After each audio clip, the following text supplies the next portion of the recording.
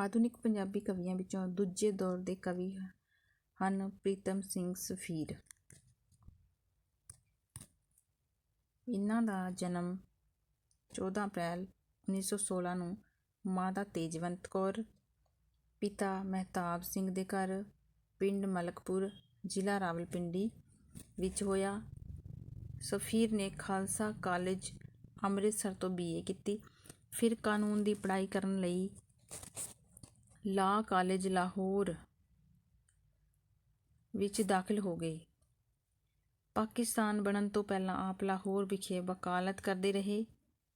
ਵੰਡ ਪਿੱਛੋਂ ਆਪ ਨੇ ਇਹ ਪੇਸ਼ਾ ਦਿੱਲੀ ਵਿਖੇ ਅਪਣਾਇਆ ਅਤੇ ਦਿੱਲੀ ਹਾਈ ਕੋਰਟ ਦੇ ਜੱਜ ਵਜੋਂ ਸੇਵਾ ਮੁਕਤ ਹੋਏ। ਸਫੀਰ ਦੀਆਂ ਰਚਨਾਵਾਂ ਵਿੱਚ ਰੋਮਾਂਸਵਾਦੀ, ਪ੍ਰਗਤੀਵਾਦੀ ਧਾਰਾ ਦੇ ਅੰਸ਼ ਹਨ। ਇਹਨਾਂ ਦੀ ਕਵਿਤਾ ਬੌਧਿਕ ਰਹੱਸਵਾਦ ਦਾ ਰਲਾਅ ਹੈ। ਆਪ ਨੂੰ ਨਵ ਰਹੱਸਵਾਦੀ ਕਵੀ ਜਾਂ ਨਵ ਅਧਿਆਤਮਕਵਾਦ ਦੇ ਦੌਰ ਦੇ ਕਵੀ ਵਜੋਂ ਜਾਣਿਆ ਜਾਂਦਾ ਹੈ। ਸਫੀਰ ਦੀ ਵਿਲੱਖਣਤਾ ਦਾ ਪਤਾ ਉਹਨਾਂ ਦੀ ਗੁਰਬਾਣੀ ਦੀ ਨਵੀਂ ਬੌਧਿਕ ਰਹੱਸਮਈ ਵਿਆਖਿਆ ਤੋਂ ਚੱਲਦਾ ਹੈ।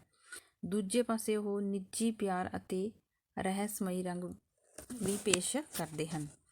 ਸਫੀਰ ਦੀ ਕਵਿਤਾ ਛੰਦ ਮੁਕਤ ਹੈ। ਉਸਦੀ ਕਵਿਤਾ ਵਿੱਚ ਕਿਹਾ ਗਿਆ ਨਾਲੋਂ ਅਣਕਿਹਾ ਵਧੇਰੇ ਮਹੱਤਵ ਰੱਖਦਾ ਹੈ, ਭਾਵ ਕਿ ਰਹੱਸਵਾਦੀ ਕਵੀ ਹੋਏ ਹਨ। ਉਹ ਭਾਈ ਵੀਰ ਸਿੰਘ ਵਾਂਗ ਕਵਿਤਾ ਨੂੰ ਧੁਰ ਦਰਗਾਹ ਦੀ ਚੀਜ਼ ਮੰਨਦੇ ਹਨ।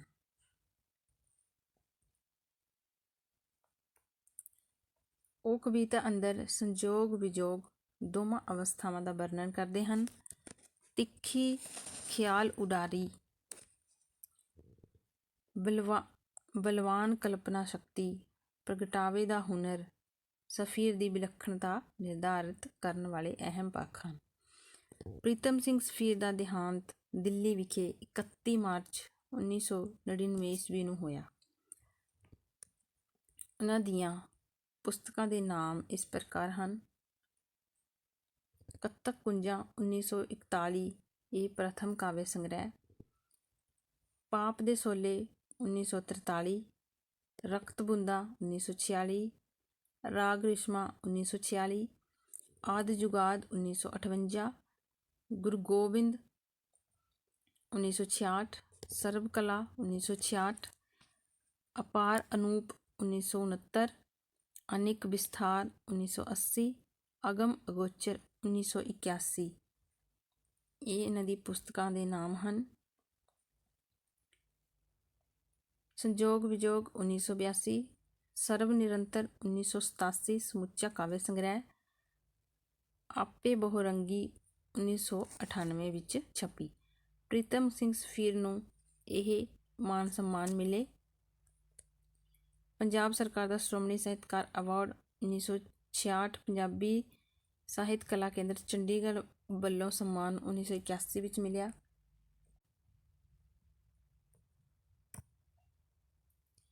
ਸਾਹਿਤ ਕਲਾ ਕੇਂਦਰ ਦਿੱਲੀ ਵੱਲੋਂ ਸਨਮਾਨ। ਸਾਹਿਤ ਅਕਾਦਮੀ ਅਵਾਰਡ ਅਨਿਕ ਵਿਸਥਾਰ ਲਈ।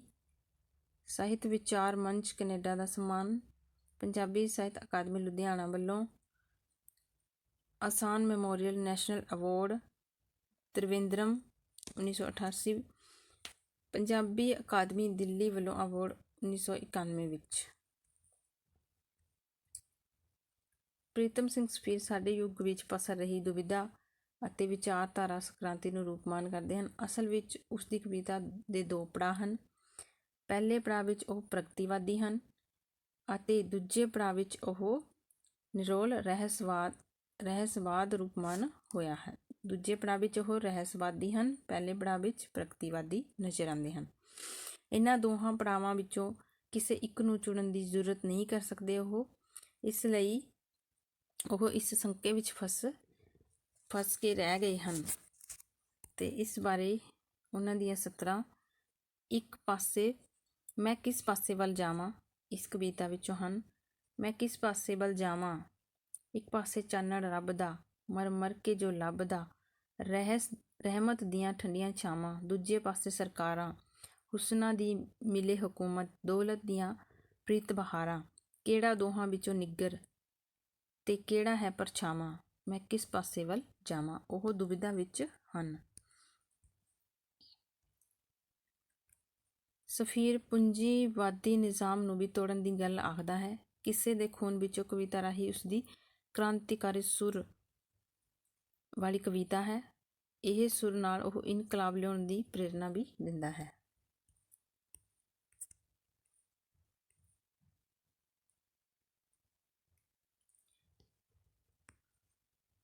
ਟੁੱਟ ਜਾਵਣ ਕੈਦਾਂ ਹੱਦਬੰਦੀਆਂ, ਵੰਡ ਰਹੇ ਨਾ ਕਾਣੀ, ਹਰ ਇੱਕ ਬੰਦਾ ਸ਼ਾਹ ਦੁਨੀਆ ਦਾ, ਹਰ ਇੱਕ ਤੀਵੀਂ ਰਾਣੀ। ਇਹ ਕੱਤਕ ਕੁੰਜਾਂ ਵਿੱਚੋਂ ਪ੍ਰੀਤਮ ਸਿੰਘ ਸਫ਼ੀਰ ਦੀਆਂ ਬਹੁਤ ਹੀ ਪ੍ਰਸਿੱਧ ਸਤਰਾਂ ਹਨ, ਜੋ ਕਿ ਕਈ ਐਗਜ਼ਾਮ ਵਿੱਚ ਪੁੱਛੀਆਂ ਵੀ ਜਾ ਚੁੱਕੀਆਂ ਹਨ। ਸਫ਼ੀਰ ਨੇ ਸਮਾਜ ਦੀਆਂ ਪੁਰਾਤਨ ਰਸਮਾਂ ਉੱਤੇ ਵਿਅੰਗ ਕੱਸਿਆ ਹੈ। ਵਿਆਹ ਸੰਸਥਾ ਨੂੰ ਉਹ ਵਿਅਕਤੀ ਦੀ ਸੁਤੰਤਰਤਾ ਉੱਪਰ ਲੱਗਿਆ ਇੱਕ ਬੰਧਨ ਸਮਝਦਾ ਹੈ। ਮੰਨੂ ਦੇ ਪੈਰੋਕਾਰ ਨਾਮੀ ਕਵਿਤਾ ਵਿੱਚ ਉਸਨੇ ਇਸ ਸੰਸਥਾ ਦੇ ਪ੍ਰਤੀਗਾਮੀ ਕਾਰਜ ਨੂੰ ਹੇਠ ਲਿਖੇ ਪੇਸ਼ ਕੀਤਾ ਹੈ। ਮੰਨੂ ਦੇ ਪੈਰੋਕਾਰ ਵਿੱਚੋਂ ਇਹ ਸਤਰਾਂ ਹਨ। ਪ੍ਰੀਤਮ ਸਿੰਘ ਸਫ਼ੀਰ ਬੌਧਿਕ ਰਹੱਸਵਾਦੀ ਕਵੀ ਦੇ ਰੂਪ ਵਿੱਚ ਜਾਣਿਆ ਜਾਂਦਾ ਹੈ। ਉਹ ਸਹਿਜ ਆਵੇਸ਼ ਦਾ ਕਵੀ ਹੈ। ਉਸ ਦੀਆਂ ਖਿਆਲ ਉਡਾਰੀਆਂ ਬਹੁਤ ਹੀ ਤਿੱਖਣ ਹਨ।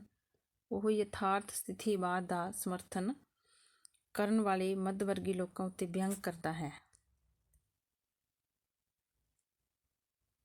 ਬਦਲ ਦੇਣ ਨੂੰ ਜਾਣੇ ਇਹ ਕੋਈ ਇੱਕ ਭਿਅੰਕਰ ਕਾਰਾ, ਯਾਨੀ ਕਿ ਜੋ ਬਦਲ ਰਿਹਾ ਸਮਾਜ ਹੈ ਉਸਨੂੰ ਕੀ ਇੱਕ ਭਿਅੰਕਰ ਕਾਰਾ ਸਮਝਦੇ ਹਨ। ਉਦਮ ਨੂੰ ਜੋ ਗੜਬੜ ਜਾਣੇ, ਉਹ ਦੁਨੀਆ ਦਾ ਕੌਣ ਕਰੇ ਛੁਟਕਾਰਾ। ਮਰਨ ਵਾਲਿਆ ਮਰ ਹੈ ਜਾਣਾ, ਇਸ ਮਰਨ ਨੂੰ ਰੋਕ ਨਾ ਸਕਿਆ ਕੋਈ। ਫਿਰ ਜੇ ਇੱਕ ਘਮਸਾਨ ਮਚਾ ਕੇ ਰਾਹ ਦੇ ਰੋੜੇ ਪਿਸ ਪਿਸਾ ਕੇ, ਇੱਥੇ ਸਵਰਗ ਬਸ ਸਕੇ ਕੋਈ, ਕਿਉਂ ਨਾ ਹੋਏ ਅਣਹੋਈ। ਇਹ ਵੀ ਕੱਤਕ ਕੁੰਜਾਂ ਕਵਿਤਾ ਵਿੱਚੋਂ ਲਈਆਂ ਗਈਆਂ ਹਨ।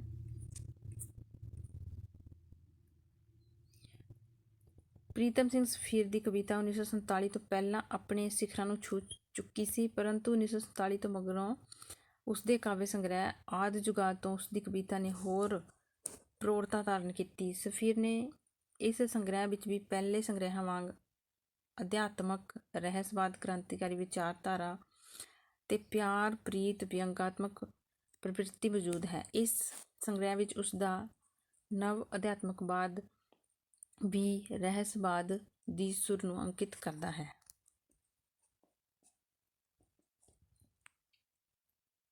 ਦੇਖ ਮਿੱਟੀ ਦਿਆਂ ਕਿਣਕਿਆਂ ਨੂੰ, ਦੇਖ ਆਪਣੇ ਰਿਸ਼ਤਿਆਂ ਨੂੰ ਪਛਾਣ। ਹਵਾ ਵਿੱਚ ਰਹਿੰਦੇ ਨੇ ਕਹਿੰਦੇ ਨੇ ਹੁੰਦਾ ਹੈ ਪਾਣੀ, ਨਜ਼ਰ ਆਉਂਦਾ ਨਹੀਂ। ਇਸ ਤਰ੍ਹਾਂ ਕੁਝ ਆਤਮਾ ਨੂੰ ਜਾਣ, ਬੰਦ ਕਰ ਦੇਣ ਖਿਆਲ ਦੀ ਹਰਕਤ ਨੂੰ, ਪਾ ਹਨੇਰਾ ਕੋਈ ਚਾਨਣ ਨੂੰ ਪਛਾਣ। ਨਵ ਅਧਿਆਤਮਕਵਾਦ ਅਤੇ ਰਹੱਸਵਾਦ ਦੀ ਸੁਰ ਨਜ਼ਰ ਆਉਂਦੀ ਹੈ। ਪ੍ਰੀਤਮ ਸਿੰਘ ਸਫ਼ੀਰ ਭਾਵੇਂ ਪੁਰਾਣੀ ਸ਼ਰਾਬ ਨੂੰ ਨਵੀਂ ਬੋਤਲ ਵਿੱਚ ਬੰਦ ਕਰਨ ਦਾ ਯਤਨ ਕਰਦਾ ਹੈ, ਪਰ ਫਿਰ ਵੀ ਆਪਣੇ ਤਿੱਖਣ ਅਨੁਭਵ ਸਦਕਾ ਕ੍ਰਾਂਤੀਕਾਰੀ ਵਿਸ਼ਿਆਂ ਨੂੰ ਆਪਣੀਆਂ ਰਚਨਾਵਾਂ ਵਿੱਚ ਵਿਅਕਤ ਕਰਦਾ ਉਸਦਾ ਪ੍ਰਭਾਵਸ਼ਾਲੀ ਪੱਖ ਹੈ। ਆਦਿ ਜੁਗਾਦ ਸੰਗ੍ਰਹਿ ਦੀਆਂ ਕਵਿਤਾਵਾਂ ਨੀਲ, ਹੀਰੋਸ਼ੀਮਾ, ਨਾਗਾਸਾਕੀ ਅਤੇ ਆਪਣੀ ਮੁਖਾਲਫਤ ਤੋਂ ਕ੍ਰਾਂਤੀਕਾਰੀ ਵਿਸ਼ਿਆਂ ਨੂੰ ਰੂਪਮਾਨ ਕਰਦੀਆਂ ਕੁਝ ਪ੍ਰਮੁੱਖ ਕਵਿਤਾਵਾਂ ਹਨ।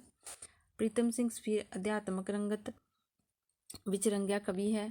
ਉਸ ਦਾ ਪਤਾ ਉਸਦੇ ਕਾਵਿ ਸੰਗ੍ਰਹਿ ਸਰਬ ਕਲਾ ਤੋਂ ਚੱਲਦਾ ਹੈ।